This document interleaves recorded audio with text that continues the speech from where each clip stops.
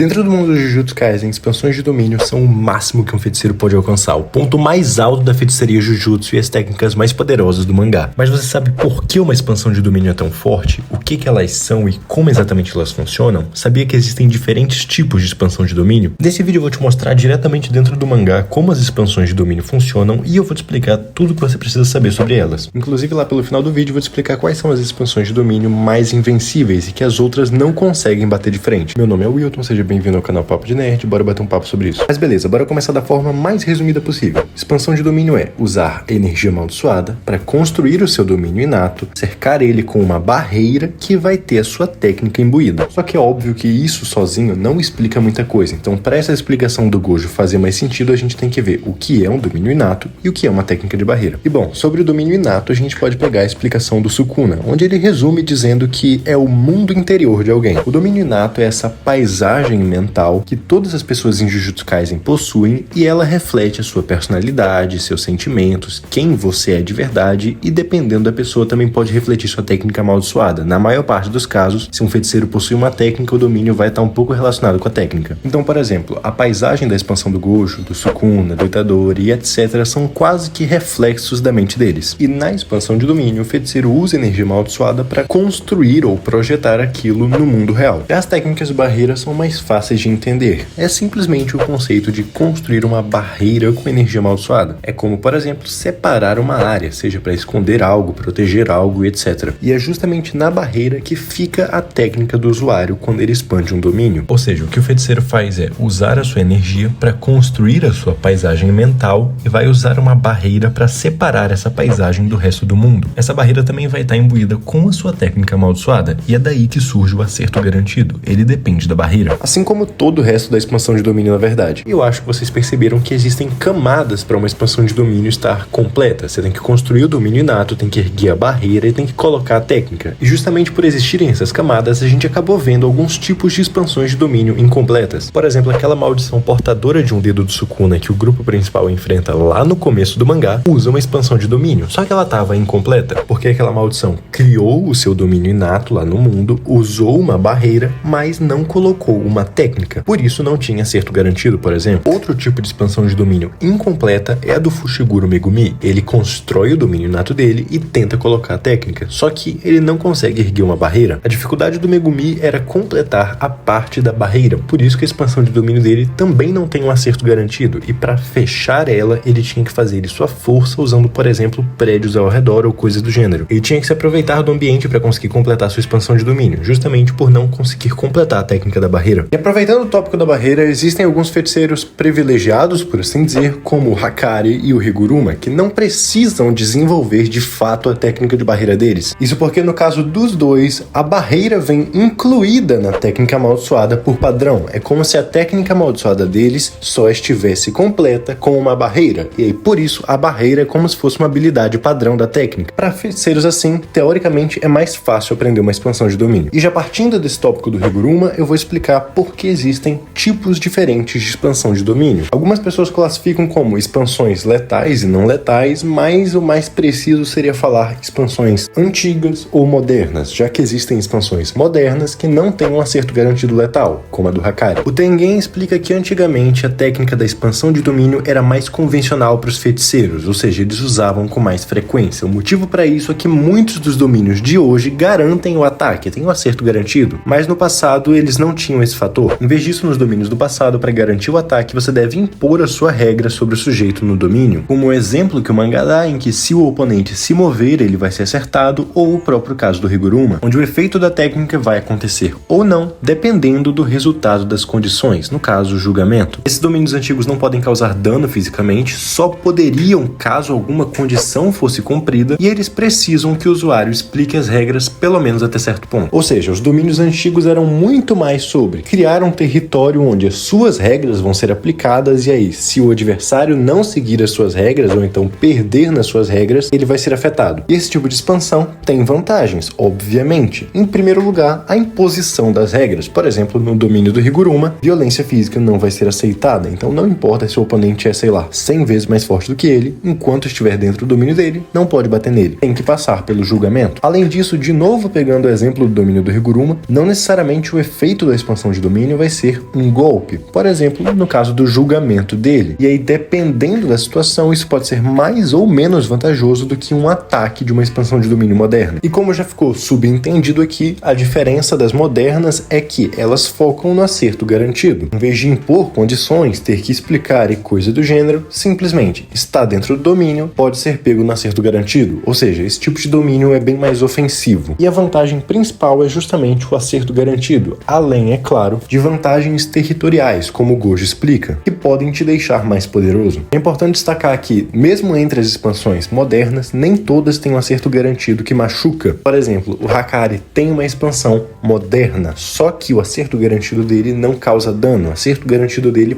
passa uma informação sobre como a expansão dele funciona, e isso possibilita que ele comece o processo para tentar conseguir um jackpot. Se parece com uma expansão antiga, mas é uma moderna, ele tem acerto garantido. Só não é um acerto letal. E se você está gostando desse vídeo até aqui, considere deixar o seu like para apoiar o canal, porque algo que é garantido é que isso vai me ajudar muito. E se você não quiser perder mais análises como essa no futuro, já se inscreve para não perder os próximos vídeos. Agora, voltando para o tema, bora falar das vantagens de uma expansão de domínio. E de forma geral, existem 3 vantagens principais. A primeira sendo prender o seu oponente, que pode vir a ser muito útil. Por exemplo, o próprio Sukuna fala que ele ia fechar a expansão dele propositalmente para o Gojo não poder fugir. Outra vantagem são os fatores ambientais, já que já foi citado que estar dentro de um domínio que você criou, seja um domínio simples ou uma expansão de domínio, vai aumentar sua liberação de energia amaldiçoada. Mas claro, a principal é o efeito da expansão. No caso dos domínios antigos, aplicar as regras; no caso dos domínios atuais, o acerto garantido. E para deixar claro, caso alguém ainda tenha alguma dúvida sobre o acerto garantido, as técnicas ficam imbuídas na barreira. A barreira identifica quem está lá dentro e quando a técnica é ativada, o acerto é garantido. Um destaque importante sobre esse acerto garantido é que ele está relacionado com a técnica inata, então sempre vai ser um efeito que tem a ver com a técnica inata, nunca vai ser algo completamente diferente. Como a gente viu a Maki explicando no caso do Dagon, é como se o ataque só aparecesse nela, não percorreu uma distância. Por isso o ataque vai acertar, de forma geral. Nem mesmo o Mugen do Gojo pode impedir que ele seja acertado. Porém, é claro, existem formas de lidar com uma expansão de domínio. Pessoas que têm uma restrição celestial que deixa eles completamente sem energia amaldiçoada, como o Toad e a Maki, não são identificados pela barreira. Então, o acerto garantido não consegue acertar eles, justamente por não terem energia amaldiçoada. Como o Gojo explica, é possível você tentar se defender usando alguma técnica. Por exemplo, a emoção da Pétala Decadente, basicamente revida com energia amaldiçoada no momento exato que o acerto garantido bate no usuário. Só que isso só diminui o dano causado, não impede que ele tome dano. Ou por exemplo, a Sexta Oca de Vime e o domínio simples, que afetam diretamente a barreira e aí conseguem evitar ser pegos no acerto garantido. Só que isso não dura para sempre. Como o Gojo fala, tentar escapar do domínio também é uma opção, mas não é recomendado, porque ele mesmo considera que é quase sempre impossível. A não ser, é claro, que seja uma expansão aberta, que é o nosso próximo tópico. Em primeiro lugar, é importante destacar que é possível, mas é extremamente complicado alterar as especificações da barreira de uma expansão. Ou seja, a expansão é a mesma, só que a barreira dela foi modificada para ter outras propriedades. Isso é extremamente complicado, mas é possível. Um exemplo disso é o Gojo deixando a expansão dele minúscula. E um outro tipo de modificação na sua expansão é deixar ela com a barreira aberta. Essa é uma técnica extremamente complicada e considerada divina no mundo de Jujutsu Kaisen. Só o Sukuna e o Kenjaku mostraram ser capazes de fazer isso. As expansões deles têm sim barreira, só que a barreira está aberta, ela não fecha a expansão e separa ela do mundo exterior. E como eu expliquei no vídeo inteiro, é preciso da barreira para poder construir o domínio inato. Construir esse domínio inato com a barreira aberta, sem separar do mundo exterior, é extremamente complicado. Nas palavras dos personagens, é como você tentar pintar um quadro sem ter uma tela, ou carregar água sem ter um recipiente. Basicamente, não deveria fazer sentido, porque é como construir o seu domínio sem nenhuma estrutura. Por isso que é uma técnica considerada divina. E quem consegue fazer isso também tem algumas vantagens. Por exemplo, ao abrir a barreira, é possível realizar um pacto que aumenta o alcance da expansão. Por exemplo, a do Sukuna, que tem um raio de 200 metros. E isso leva a gente para o último tópico, que também é a última e a melhor forma de se enfrentar uma expansão de domínio, que é com outra expansão de domínio. Como o Gojo explica, o método mais efetivo de enfrentar uma expansão é expandindo o seu próprio domínio, e quando duas expansões colidirem, aquela que for mais refinada vai controlar a área, apesar de que também depende de compatibilidade e quantidade de energia amaldiçoada. Ou seja, se dois feiticeiros expandem seus domínios ao mesmo tempo, ganha quem tenha mais refinada, ou seja, quem tenha melhor expansão, quem controla melhor a sua expansão? Quem tem a técnica mais desenvolvida, por assim dizer. Esse é o fator principal, mas a quantidade de energia amaldiçoada que um feiticeiro pode usar na sua expansão de domínio, o que está usando nela, também influencia, além de compatibilidade. Digamos que algumas expansões vão ter vantagens contra outras. E aqui que a gente entra naquele tópico que eu falei, as expansões mais invencíveis de todas, porque pelo que a gente sabe, as expansões mais refinadas são as do Gojo e do Sukuna. Lembrando que o Yuta conseguiu empatar a expansão dele com a do Sukuna, mas o próprio Yuta fala que ele conseguiu porque o Sukuna estava danificado, cansado, etc. Ou seja, na soma de fatores como o controle da expansão, refino da técnica, quantidade de energia amaldiçoada, compatibilidade, coisas do gênero, nenhum outro feiticeiro consegue empatar com o Gojo ou o Sukuna. Só eles estão lá no topo. Mas a expansão do Sukuna é aberta e ela consegue alcançar além da expansão do Gojo. Um detalhe sobre as expansões de domínio fechadas é que quase sempre o lado de fora vai ser frágil, enquanto o lado de dentro é extremamente resistente. Como a do Sukuna alcança além da do Gojo, ele consegue atacar pelo lado de fora, que é mais frágil. E teoricamente a expansão do Sukuna consegue fazer isso com qualquer outra expansão que seja fechada, assim tendo uma vantagem contra qualquer outra expansão de domínio. O que o Gojo fez na luta dele contra o Sukuna foi deixar a sua expansão minúscula, dessa forma ela também ficava muito mais resistente e aguentava mais tempo. Ou seja, nenhuma outra expansão de domínio consegue vencer o Santuário Malevolente do Sukuna. Seja pelo refino da técnica, a quantidade de energia ou atacando pelo lado de fora, a expansão do Sukuna vai vencer qualquer outra. Só que em casos como o Gojo, e muito provavelmente só no caso dele, isso vai demorar para acontecer. Mas se fossem apenas as expansões disputando, uma hora a do Sukuna ainda ia ganhar. Mas me diz, qual é a sua expansão de domínio favorita? Qual você acha que é a melhor delas? E tem alguma que você gostaria que eu fizesse um vídeo específico explicando? Deixe isso aqui nos comentários. Se você gostou desse vídeo, deixe seu like para apoiar o canal. Se quiser receber mais análises como essa no futuro, se inscreve para não perder os próximos vídeos. Muito obrigado pela sua atenção e eu te vejo na próxima.